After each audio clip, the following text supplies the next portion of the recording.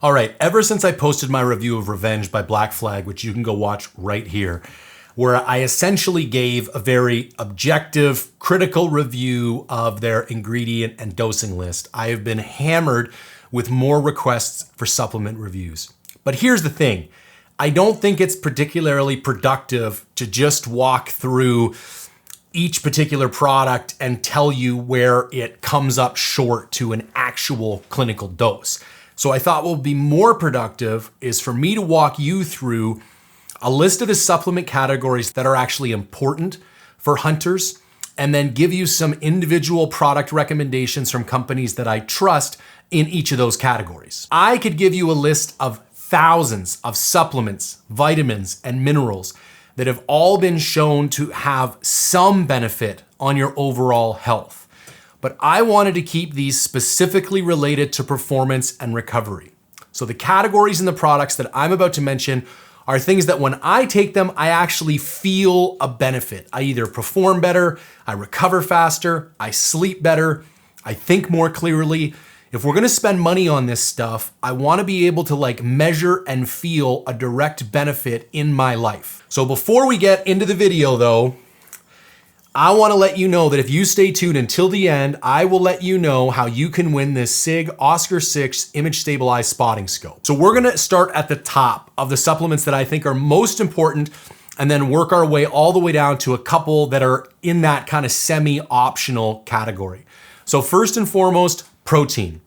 Protein is the single hardest macro to get without overly increasing your fat intake. And I think if you look at most men aged 25 to 55, they do not have enough protein in their diets to achieve an appropriate muscle synthesis rate throughout the day. Now, I prefer whey isolate. When I was a broke college student, concentrates and blends would be fine, but you get bloated, you get stinky farts, it doesn't break down, it doesn't digest great. Now that I'm a grown man and I make some decent money, I buy nothing but whey isolate protein. So I think more important than the specific brand is the fact that you focus on buying a high quality whey isolate over a concentrate or a blend. You're gonna digest it better and you're gonna be more likely to use it for the long run. Now, all the old studies used to say that the maximum bolus dose of protein was 25 grams, and any more than that, you would just piss it out. That is nonsense. All of that has been disproven. You could have 200 grams of protein in one sitting if you wanted, and you would essentially get a pretty significant benefit from that all day. I don't suggest going that far, but I start each and every day with a 50-gram protein shake. So 2 scoops of a whey isolate. And a bit of a pro tip here, mix it with coconut water. It gives it a great flavor.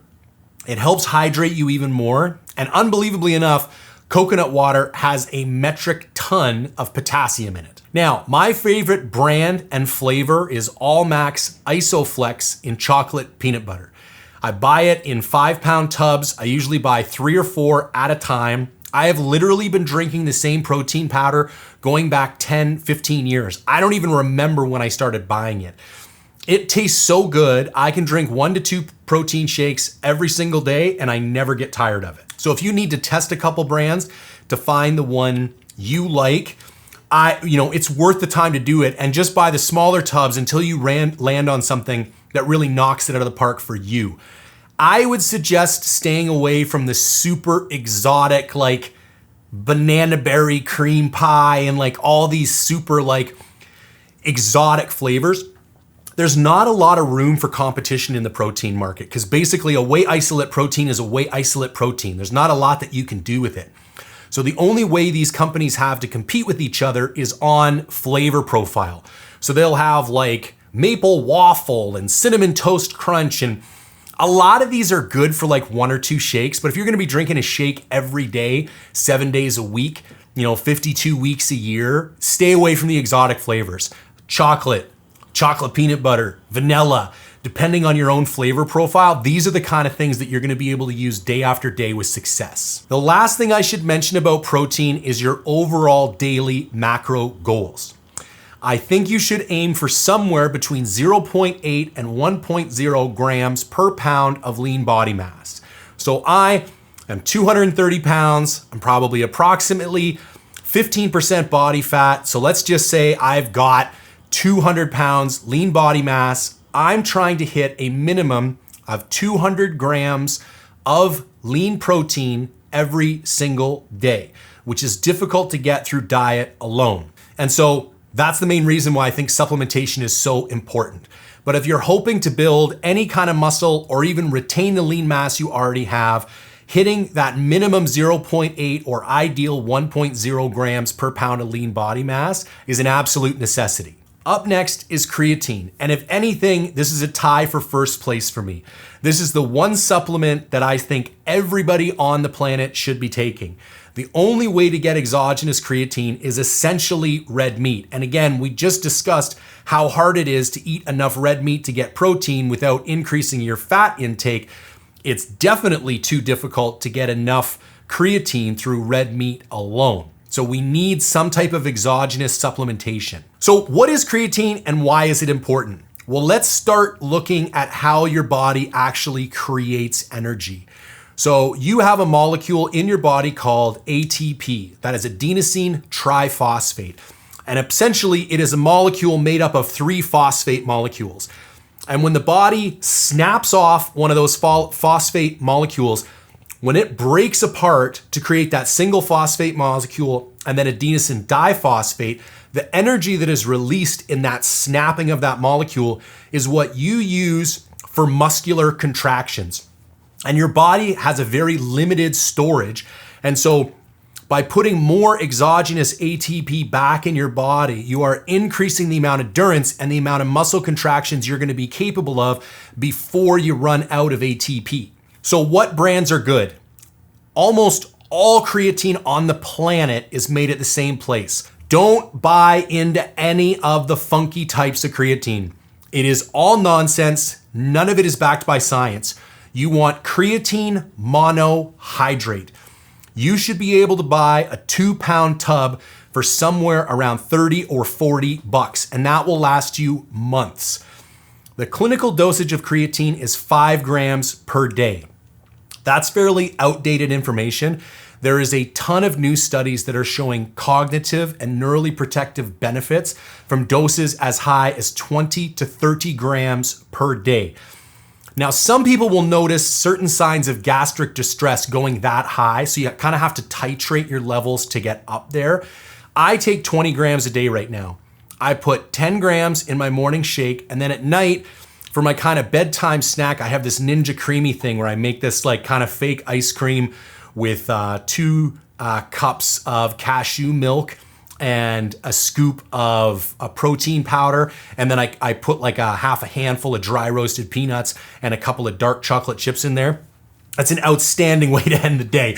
I literally look forward to it every single day. But I put an additional 10 grams of creatine in there. So I have 10 grams in the morning, 10 grams at night. I highly suggest starting at 5 and then slowly working your way up to 20. Before we get into the next category, quick commercial for Mindful Hunter Outfitting. By the time this video gets released, you will have less than 10 days left to take advantage of my once a year outfitting sale. So right now, for all of my black bear and mule deer hunts in 2026, I am discounting them by $500. In addition, if 2 people book at the same time, I will knock off an additional $250, which means you can save up to $750 off any black bear and mule deer hunt for the 2026 season if you book by December 31st, 2025. So to get more information or lock in a booking, shoot me an email, jay@mindfulhunter.com. Up next, electrolytes.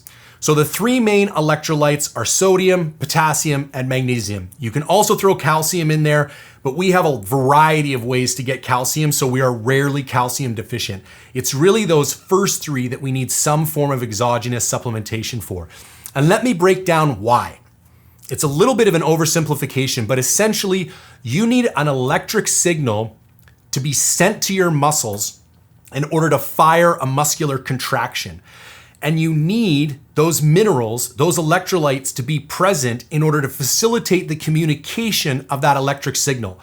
That's why when you get dehydrated and you run out of electrolytes, you start to get cramps and you literally will not even be able to flex your muscles because your body is incapable of sending those electric signals to the actual muscles to tell them to flex. So when we sweat, we're not just losing water, we're also losing our electrolytes. So what is recommended daily intake for a highly active individual?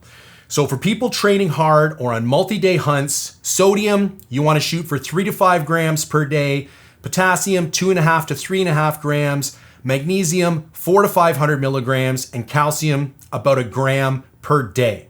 Now these amounts can vary based on climate, elevation, sweat rate, and body size, but most hunters are drastically under-consuming electrolytes, especially when they're on backcountry hunts. If you ask me, this is the single most important supplement to take with you on a backcountry hunt. So then, what is the optimal ratio of electrolytes in a product that we should be looking for? So for sodium, you're looking for 500 milligrams to 1 gram, potassium 200 to 400 milligrams, magnesium 100 to 200 milligrams. Now my favorite supplement by a country mile is LMNT. It definitely has a little bit of a salty flavor, but it has 1 gram of sodium in every serving, 200 milligrams of potassium, and 60 grams of magnesium. Now, albeit it is slightly underdosed in magnesium, but it is the closest to kind of a full featured electrolyte that you can get. I challenge you, go look at any other electrolyte supplement on the market. It will not hold a candle to these numbers. And if you're not getting a proper dosing of these electrolytes, you're essentially just having a fruity beverage. Now, I take 3 of these per day on my backcountry hunts. So I buy the little stick packets. I'm on a subscription plan, so every 3 months, 4 boxes, so 120 sticks show up at my house.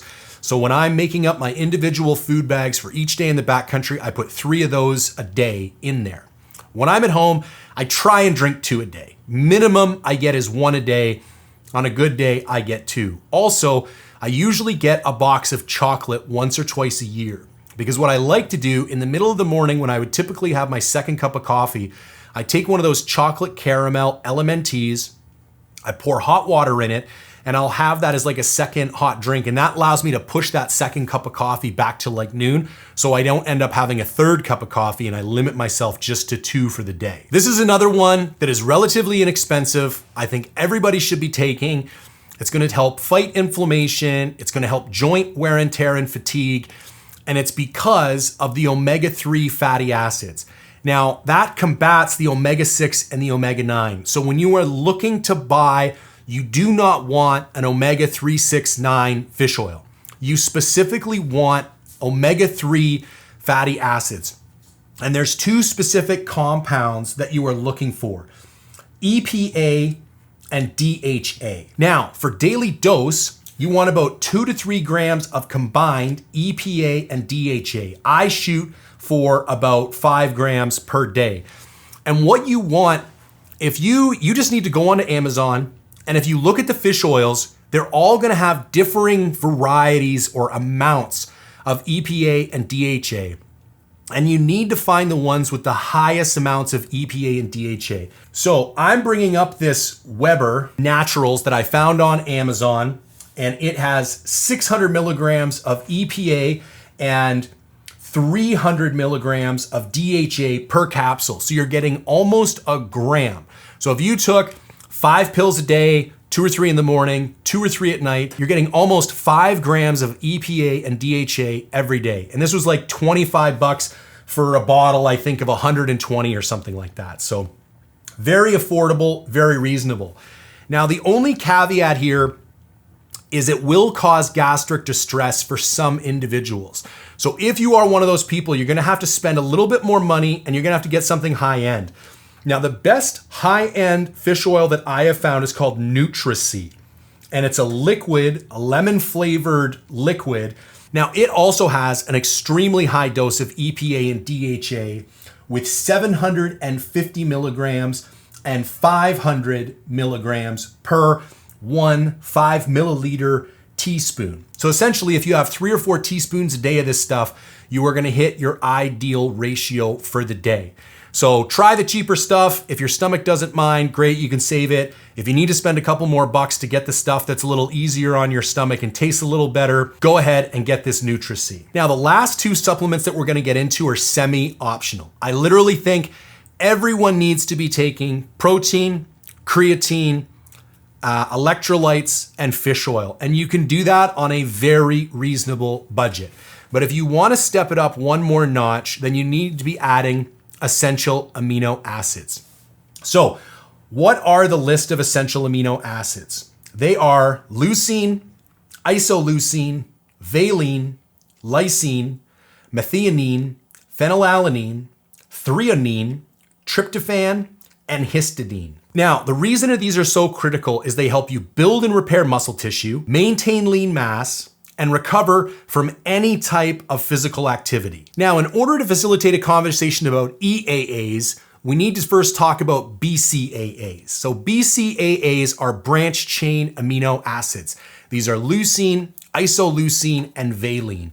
Now, for years, when I first started bodybuilding, all anyone ever talked about was BCAAs. But here's another example of why you need to watch out for marketing propaganda.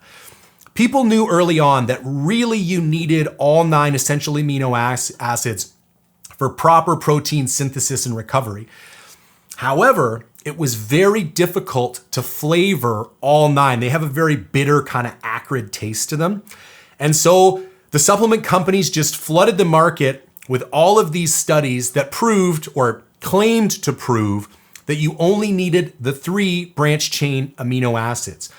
Well, within the last few years, all these other studies have come to light that kind of say, and this might be a little strong, but if you are only taking the 3 branched chain amino acids, you are starting some of the processes for protein synthesis and recovery, but you're not giving it the rest of the building blocks that it needs to actually complete those chains and processes.